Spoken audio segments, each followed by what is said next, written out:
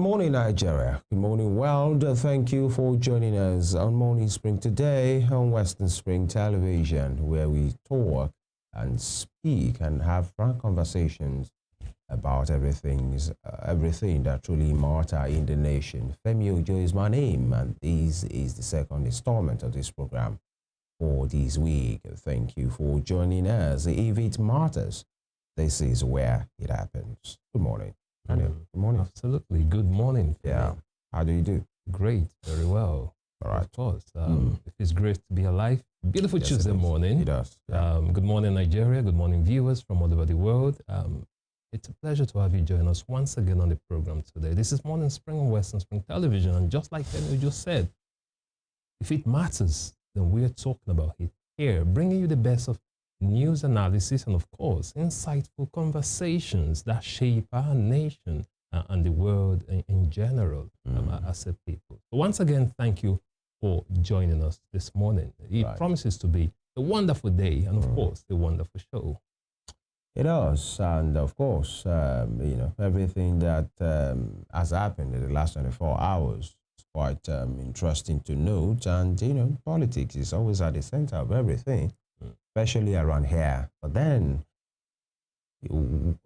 well, while that is important because it is the driving vehicle for emergence of leaders, and those leaders are the ones who steers the ship of the path of the government, either at the federal, state, or local level. So that choice is always an important one. But when all looks like that's all when I mean we, stakeholders care about, than governance. Politics is supposed to be the vehicle. It's about influence, drawing influence, getting as much persons around, selling your ideas to the people. And so while you have that support, then you use that particular influence to generate dividends and, of course, do things that will make the lives of people to be better. But in this case, it seems we just want to be involved in politics and then want to be in power. I'm sure there are individuals in this nation that all they do in their life, it's just politics. When you ask them their career, they are just politicians, because they don't have a second address and that's all they live for. But if that will, propel them to do what is right, then what we are just seeing, endorsement here and there, coalition, alignment, realignment, towards something that will be coming up in the next 2 years or thereabouts. But what happens to the lives of people? Babangana Zulum is crying loud like a vuvuzela at every instance that he gets, that, the communities are going down. It's not just about that. How about Plateau? It seems the whole world has moved on from Plateau. So whatever happens to them is their business. Maybe until something happens on a scale that we have not witnessed before, that's when the attention will be back. Not that all is well with what we saw 2 months ago, last month. There are still issues on that place. And Yobe, in different parts of the country. But it seems, after all, that the politicians are busy, isn't it? Absolutely. And that's one of the major challenges we have here. I mean, stakeholders have complained about the fact that majority of the leaders, most of the politicians are just concerned about power and elections. Absolutely. In between elections, nothing really happens. They're not focusing on the real thing. They're not focusing on governance and governing the people. All they care about, once they get into office, the next thing they're working towards their re-election. The next election. So what happens in between? That's a problem. And unfortunately, in Nigeria right now, the voice of opposition is dying. It's drowning. Where is the opposition? Majority of them are defecting to the APC, to the ruling party.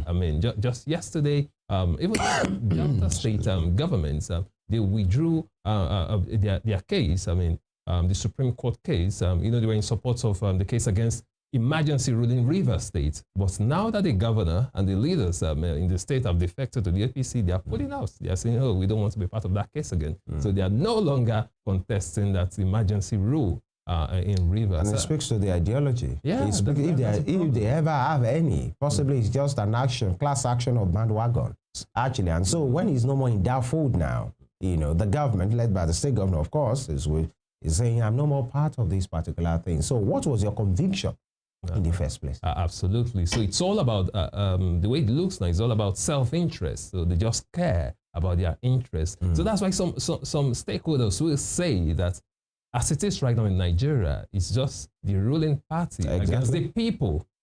Okay, because we do not have strong voices in the opposition. That is why someone like Professor Patu Tome came up with the agenda, with the Big Tent Coalition shadow government agenda, and some people in the government are already criticizing him. There is someone who wants to do something good. Okay, Patu Tome has good intentions.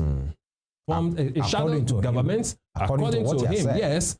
So their main purpose is to critique government policies, and not just critique them, also proffer solutions. For the healthcare sector, it's put together a team of international Nigerians in the diaspora, and of course, Nigerian doctors here to provide services, majority of them free of charge, such that Nigerians in Nigeria can actually gain access to world-class healthcare services at little or no cost at all. So these are part of the things he is planning to do. And some people are saying we do not have a shadow government in our constitution. I mean, one begins to wonder, how do these people think? How do their brains work? That's a problem. How do they really think? For it to come out and say, it is not in the constitution to have a shadow government. This is not a parallel government. This is a shadow government. The question is it in the constitution to be corrupt? Is it in the constitution to dump your party? You win an election on the platform of a political party, then midway, you dump your party, you jump to the ruling party, and you are not resigning. To another party, and you're not resigning without the appointment. Everybody is not saying that, but they're saying shadow government is not in the constitution. You know, all of those guys that have been jumping. In fact, whatever party that's supposed to be the owner of the mandate in the first place, none of them is even raising rabble again. You know, the guys, the 3 senators from Kebbi State that moved over to the APC from the PDP, I'm not saying the PDP, they're instituting any suit to say, oh, it's our mandate. Because they are give tired. It back they to are us. Tired already. And then the movement from the entire the entire political structure, the PDP in Delta State moved. All of them. That means all the senators there, you know, the ones that are not yet, that were not yet APC then are now APC, you know, the party caucus, the House of Assembly, all of them, and nobody has lost their seat. And so, you know, I was listening to Barrister Obani yesterday on the program where he said he was not sure there is anything meaningful. When the question was asked about the electoral process, and he said, which electoral process are you talking about? The ones that people are moving from a party to the other and nobody is losing their seat. The ones that on the day of election, monies are being shared, you know, there. Some of them are even coordinated by some security agencies. People threat one another that if you are not going to vote for the party that owns, don't come near the polling units. Don't come near here. And if you are here already, please go away, or you change your mind and you see security agencies that are there. He says, is that the electoral process we are talking about? Is it the one that he will come out and be a part of when actually something sinister might happen? But then, should we lose hope that all is gone? I think no. Well, we have to salvage whatever is remaining. Yeah, stakeholders, including Patu Tome, still said it recently that Nigeria is a failed state. Now, when people make such statements, it's not because they are unpatriotic. No, they are just concerned. Because the way we are going, these are, I mean, these are indices, I mean, to judge and say, oh, this is becoming a failed state. For me, I think maybe it might be extreme, but if you say failing, maybe I want to agree, because if you have seen a completely failed state before, nobody wants to be here. Yeah, the only thing is that we've not degenerated into anarchy, and that's a fear. Look at insecurity, look at Borno State. Well, so we are calling on the government to do the right thing and not try to stifle the voices of people who are trying to do the right thing, telling them it is not in the constitution. Anyways, that's all. We'll go shortly into the newspaper review segments after this short break. Stay with us.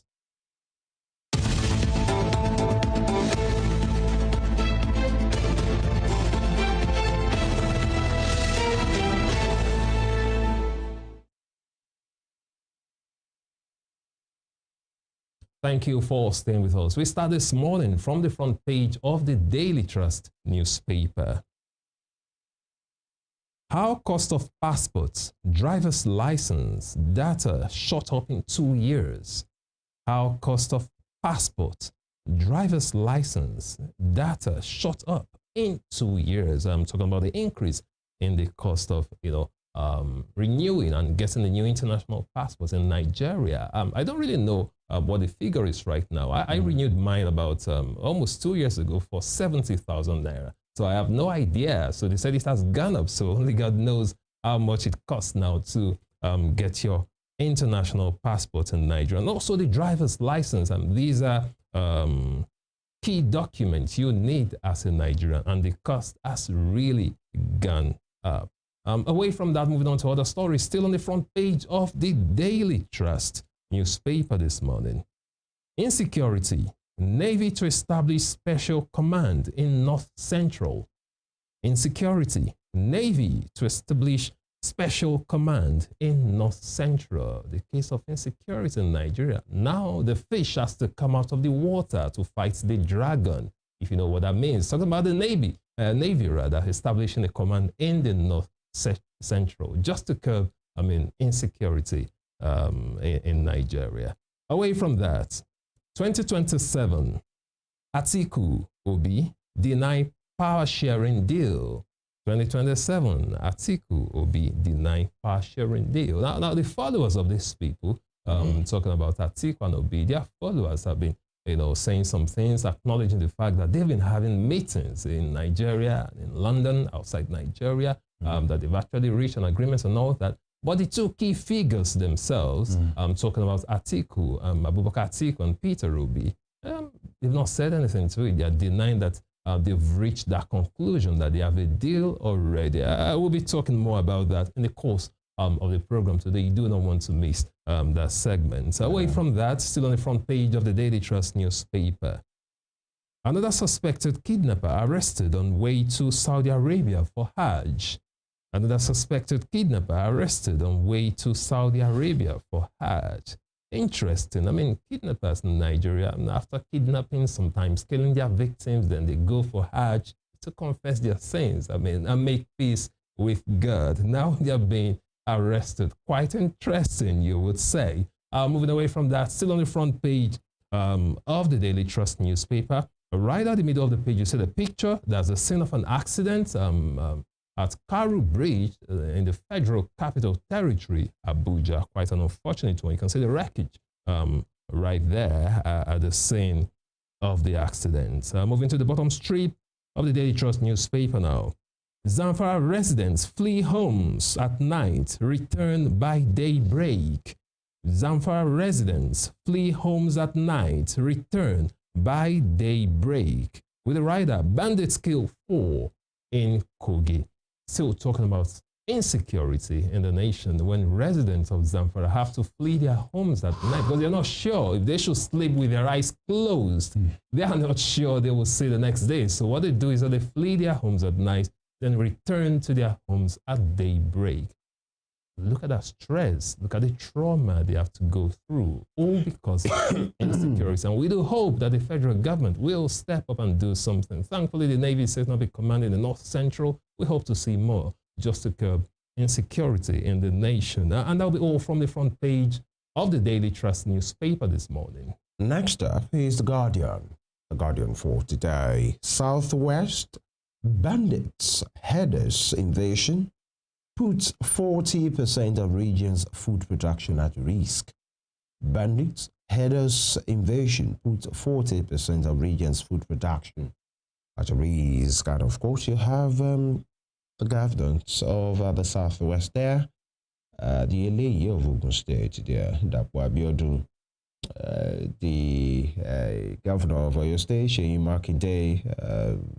Next is Abiodun Yebanji of Ekiti State, and of course the governor Lucky Orimisun Ayedatiwa of Ondo State. Then the governor of Osun State, Ademola Adeleke. I looked at this and I'm looking for Sanwo-Olu there. He isn't there. Is Lagos not more part of the Southwest? Yeah. Or, are they not involved in anything agriculture? No, maybe it's too big. Lagos is a mega state. So you're like, let's leave. Let's talk. Well, possibly the Guardian have their reason why Sanwo-Olu isn't featured here. All right. And he's talking about bandits and herders invasion putting food production at risk. To at least 40%. Maybe Lagos doesn't have that problem yet. Herders and farmers invasion now. All right. And US offers $10 million bounty for information on Hezbollah's financial networks. $10 million bounty for information on Hezbollah's financial networks. You know, many can really do a lot, especially when people know that there is a lot at stake. $10 million.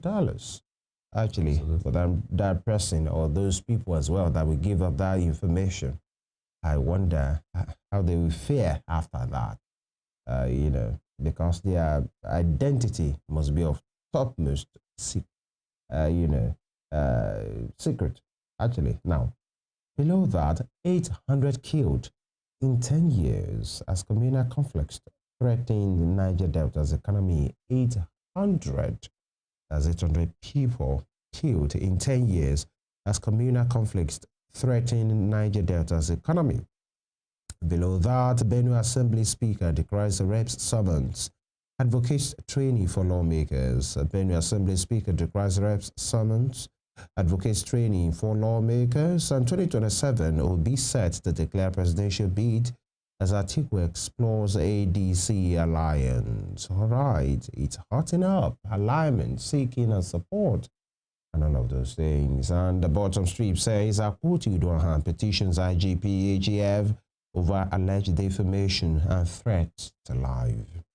Again, Akpoti Uduahan petitions IGP AGF over alleged defamation and threat to life. And top strip, El-Rufai alleges corruption among judges, lawyers, seeks a return of public trust. Right, and your mandatory voting proposal unconstitutional, Falana tells National Assembly. All right, and Navy destroys 468 illegal refineries as expert profile oil theft solution. All right, and many persons have been saying some of these illegal refineries, is that something we can do with it? You know, at least possibly standardizing it, you know, not really condoning corruption at any level or theft, but then if there are some of these refineries illegal as it was and it is, possibly instead of just destroying them, is there a way we can standardize any of them and then train, you know, possibly young men and women in how to handle these? Because 468 is quite a lot. And, you know, if there's anything we can do with it, and, you know, some of the, I don't know, maybe there is the policy in that place. You even see vessels that are, arrested in that particular place. Most of the times they are destroyed, even with the content. So you wonder, why are we doing this? Somebody has stolen your, your property, so to say, and you have caught the person. Must you destroy the property with the container, with everything, just because, oh, you are fighting corruption? Well, you're talking I need to be schooled. You're talking about that. How about food items that were seized? I mean, Nigerian Customs Service will seize food items. I mean, imported food items that are banned there, and they will seize them and destroy them. So it shows you how the logic, maybe the rationale. Ones are expired. Not expired. I'm talking about good ones, just because some of them are seized and kept. Yeah, during palliative, some of those things are rolled up. The majority of those stuff is just to serve as a deterrent to them. But again, instead of destroying, there are better ways to handle it. Then talking about the refineries, I said, what can they do? Well, if you ask me, it will require a whole lot of processing because they will need to, issue licenses to them. Yeah. You have to regulate them. There has to be regulation. It's a deregulated market. Exactly. And so players are different levels. Operate like that. The question is, why are government-owned refineries not working? You have the Warri refinery not working. The workers have gone on. The ones who repair with millions of dollars. Millions of dollars. And somebody said, no, this thing will not work. They say, oh, come, visitor, it will work. Not even millions, billions of dollars. And now. people are asking now, how far? So why is it that government-owned refineries are not working, but we have, backyard refineries working? That's a question. All right. That will be all. By the way, from the Guardian, we move to the front page of the Nation newspaper this morning. Capital markets is anchoring $1 trillion economy. Economy target, says Edon. Capital market is anchoring $1 trillion economy target, says Edon. That's the Minister of Finance and coordinating Minister of the Economy. Saying the capital market is anchoring the proposed $1 trillion economy. Let's see how that is. Debt reduction indicators of improved economy. You'll find that right on the front page of the Nation newspaper this morning. Away from that, moving to the top strip, we have INEC recognizes Mogalu as LP candidate. INEC recognizes Mogalu as LP candidate. You find that story on page 5 of the Nation newspaper with the writer. Abure faction excited, still talking about the crisis and the LP, the Labour Party right there.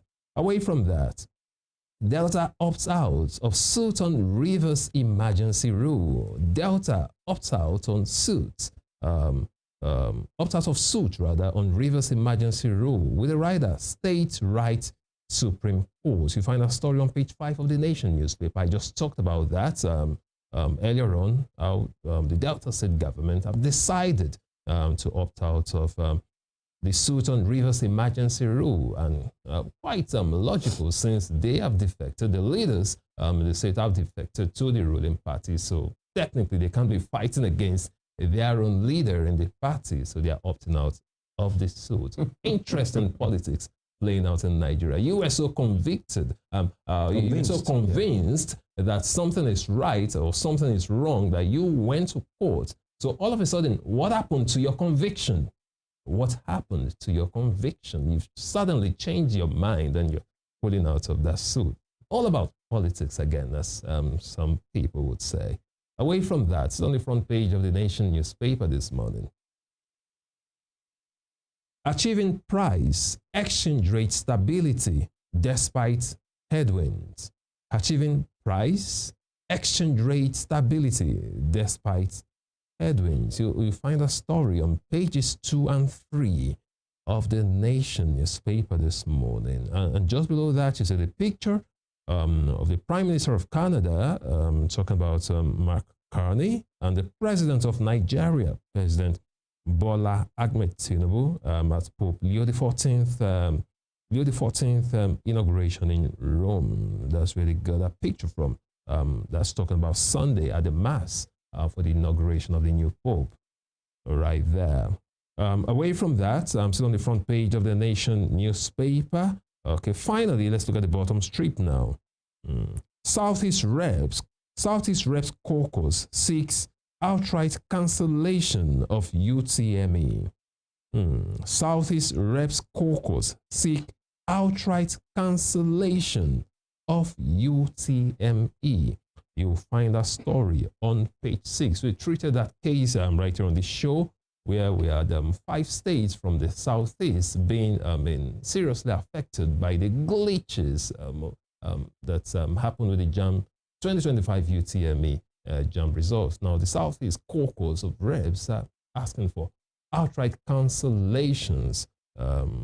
Whether of the results of the organization itself, you might have to read that up in the paper today. And that'll be all from the front page of the Nation newspaper this morning. All right, from the Nation, we move to the Nigerian Tribune. Nigerian Tribune, Edu Bagudu Tijani rekindle hope on Nigeria's economy. Nigerian Tribune has on its front page, Edu Bagudu Tijani rekindle hope on Nigeria's economy, with riders capital markets key to achieving 1 trillion naira economy. That's from the finance minister. And economy reforms on course. Budget minister tells World Bank. And digital economy attracted $191 million in FDI in Q1. That's from the minister. And $2 billion fiber infrastructure rollout set for Q4. All right. Away from that, you have a picture which takes the area view of the LBRC Mega Mount Greater Lagos apartment. And you can see the governor there doing the needful. Away from that, shadow government. DSS acted within bounds. Legal expert. Shadow government. DSS acted within bounds. Legal expert. You know, the law is always an interesting thing, especially when it is being interpreted. You see the same law of the Federal Republic of Nigeria being interpreted in different ways. Now, the legal sake, learned sake rather, Femi Falana has said, it is unconstitutional for, the DSAs to hound in the manner in which it's been reported. Party told me that not is unconstitutional in what Party told me is doing. And now, another legal expert has said the shadow government and the way the DSS have acted as regards that, they have acted within bounds. Always an interesting thing, especially when you are observing from afar. Now, Ibadan Airport to begin international flights early next year. Ibadan Airport to begin international flights early next year. That's from the Oyo government. All right, and it will be clarified. And, if that comes into, working, if it works, rather, I mean, then I think it will possibly lessen the congestion on Lagos Airport. If the Ibadan Airport become fully international, it will be activated.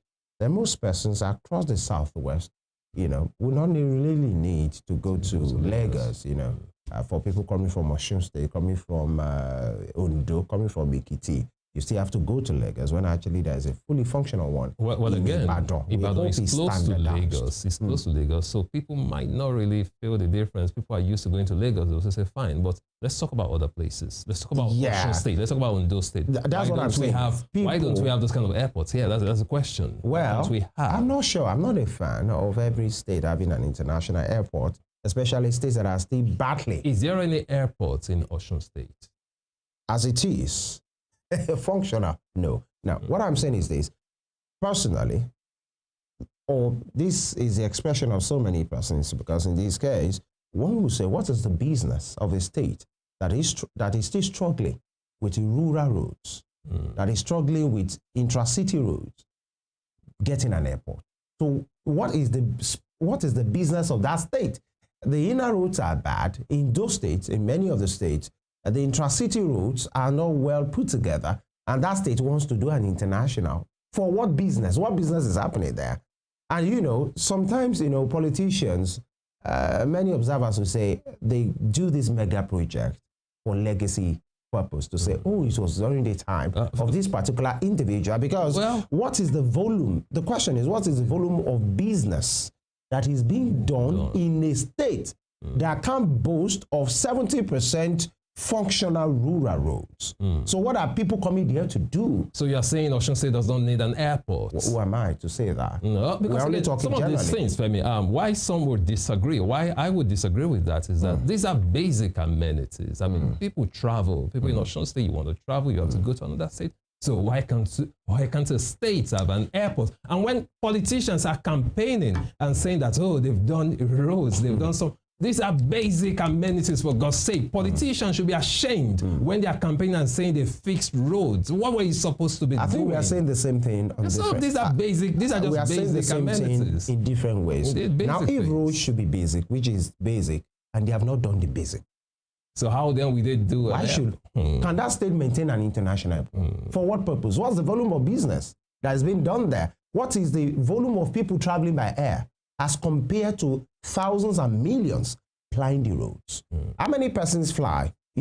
At least, let's take Osun State, for example. Do you say when we have an international airport now on a day, let's say now, you will see 1,000 people flying as compared to people that are already in their farms right now, and maybe around 10 o'clock, when they are done with harvesting, they want to come to town and the roads are bad.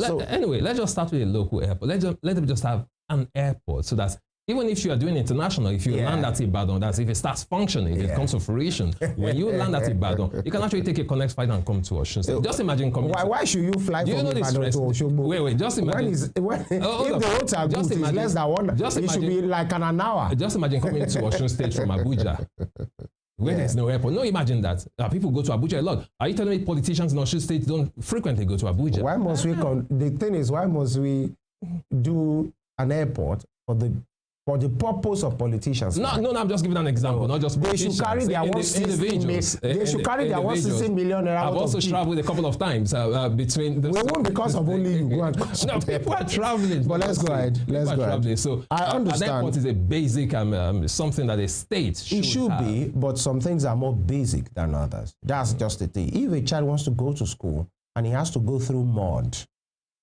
before he gets to school. Somebody from the rural can't bring his goods. The ones that wants to buy from the town can go to the rural area. I get your point. Yeah. All I'm saying is the and you say that state government should put up an international airport for which one? The thing I'm saying is the politicians should stop bragging about roads. I understand what you're saying. I'm just saying if push come to shove, the basic of the basic should be adhered to. The ones that will make people's lives to be better, at least then we can talk about those things in which it should not really be a luxury. I understand you, because there are many cities in the world that have multiple airports. It's because those cities and the people living there will not be complaining. There is a particular community recently that protested in this same state, and it was it's gone viral now, in which roads have been done there, and then the proper things are not being done. They just, after leveling the normal grading they will do, then they are bringing quota on top of it. Yeah. So what happens to the normal sand filling, the stone filling, and all of those things? And the contractor went ahead to do that until the community came out and said, we won't take this. That's the kind of people. I'm not just talking about Osun State. That's the kind of jobs that some persons are doing. And you now say it's an international airport that they should come and do. All right. I hope you get my point right now. Now, still from the Nation newspaper, federal government to deploy 90,000 kilometer fiber optic to boost internet connectivity. I'm sure, this is May, right? By 29th of this year, this government will have been officially in government. And we are still talking about federal government to. They are busy with, the next election. Interesting. If anybody wants to do something now, this is the time to do it. Because by next year, if you're having this palpable alignment and realignment, so what focus will the government and their handlers have in 2026? It's as easy as that. Now, Seun joins Olubadan to reject Alaafin's leadership of Oba's Council. There are proposals that the leadership of the traditional institution in Oyo State should be rotational. And some are saying no, it should belong to only Ikubabaye, that's their laughing of Oyo. But, we are hearing that the Olubadan has rejected that move, and the Seun as well of Ogbomoso rejected, that particular decision to have only their laughing stool as the permanent traditional head in Oyo State. Well, up till now, traditional rulers still don't have constitutional roles in Nigeria. So as far as I'm concerned, the governor of the state can wake up tomorrow and sack all of them. It is what it is. Well, we are not talking about sack now. No, I'm talking about their constitutional roles now. And in fact, so they really don't have. So they should just try to organize themselves, because constitutionally, they don't have the roles yet. They don't have the power yet. It is what it is. Now, capital market is anchoring $1 trillion economic target, says Edun. All right, capital market. And Bagudu, under that, says a rise in revenue and debt reduction indicators of improved economy. All right. And our Southeast Reps Caucus seeks outright cancellation of UTME. And there is a lot of conversation going about that UTME and the rescheduled one, because even the ones that were rescheduled, there have been pockets and of complaints about, the operations. And, we said it here, and I remember saying it, when the JAMB registrar admitted that, there were errors, that affected like 372,000 students or so, But then the thing is, if we knew that, yes, there was an error, how come we only say, oh, those guys will receipt for it, and you only give them a 2-day grace period to prepare for it? And some are saying, we must consider, giving those persons the opportunity to write it again. But those 2 days, is it okay? Are you sure? Has JAMB even take care of his own end? Exactly. Because they just admitted like 48 hours before that time. How come 2 days after? 373,997 students to rewrite, to retake the examination at short notice. Of course, there would be glitches. And then we had, issues, printing of these, printing of that. I think it's the UTM of this year has been messed up. Yeah, Actually, but again, we can get this right. I said it before the day we had that topic on the show. Yeah. Let us learn from other organizations, other examining bodies that conduct exams internationally, standardized examinations that take place simultaneously in multiple countries. Let's invest in human capital development. JAMB should train their staff. Let them learn how these organizations are doing it. I mentioned TOEFL, I mentioned IELTS. They should learn how they do it. JAMB is just within Nigeria. How many people are writing JAMB? Just over 1.5 million or less than 2 million? Then why are we not getting it right? I think if we put our together, but if you ask, many persons are saying maybe Professor Loide was just under pressure to write that wrong. But I hope we are not getting into more wrongs with what we have done. You know, and as we round it off, Delta opts out of suit on Rivers emergency rule and achieving price exchange rate stability despite headwinds. And lastly, INEC recognizes Mohalu as LP candidate and a Buri faction excited. Big trouble in Little China for the Labour Party there. That will be all for now. We'll go on this break. When we return, we'll speak to other issues. This is Morning Spring.